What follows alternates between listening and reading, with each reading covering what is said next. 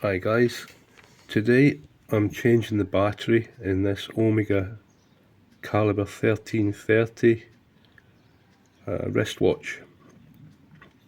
You would think that would be something quite easy to do, but actually not really. The first thing that's very difficult to do is to remove the back.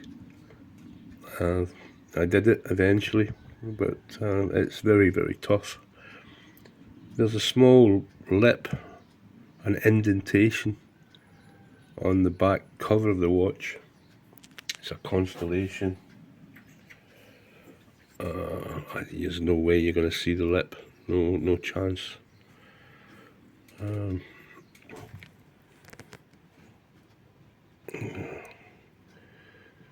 Anyway, it's there. You have to look very closely, but it's there.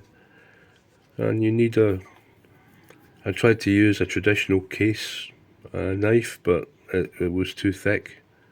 You need something very thin, but very strong, so that you can prise the back off.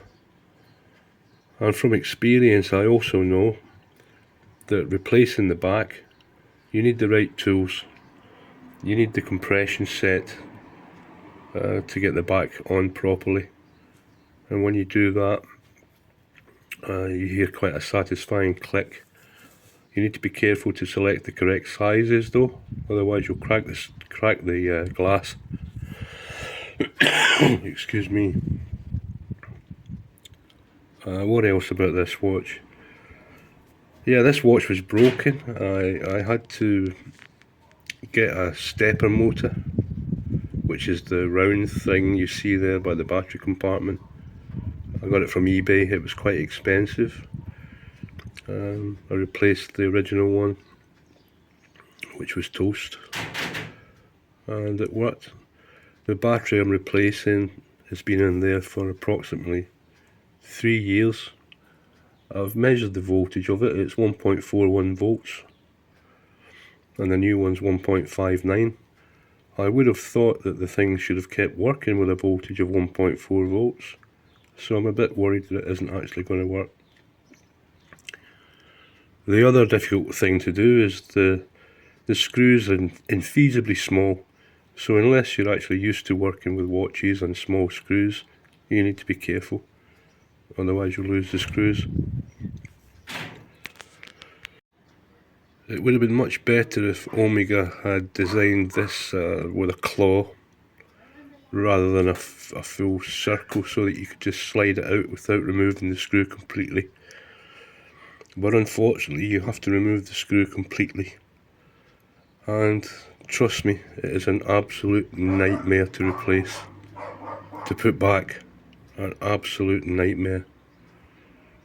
Usually you get the screw into the hole, and you reposition it over the screw hole on the movement, and then the damn thing will ping off, and it's so small, the chances of finding it are very slim, unless you're working in a very clean environment, which I'm not. I'm in my workshop, which is not really designed for this kind of work. Anyway, I'll get on with it. I can't do it live because I've got no way of supporting the camera phone, so I'll switch you off, and then you won't have to listen to the swearing as I try to do this. But when I get it back together again, I'll show you it working. Currently it's stopped at just after 5 to 7,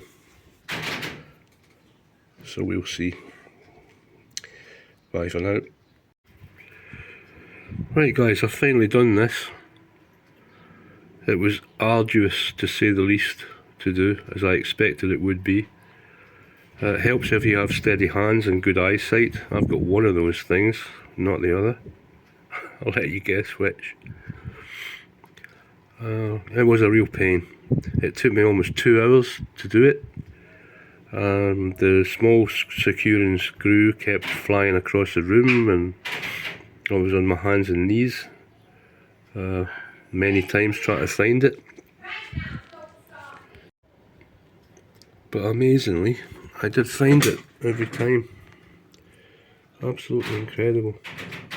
Because it's super tiny. So I got the back on as well. This is the device you need to do that. You need to select, be careful and select the correct size.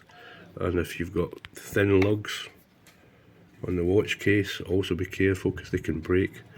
Not so much of a problem with these chunky stainless steel things, but gold watches with thin lugs, you can break the lugs very easily. You get a selection of these cups. You just have to carefully select it face down. Obviously you have to undo the strap, but it goes like that, and then you tighten this up until it goes click, and it did it quite nicely. So it's done for maybe another 3 years or so, longer I hope. I think next time I might take it to a watchmaker to do it, because it is so painful to do a real mare. If you don't believe me, try it. Okay guys, cheers now, bye.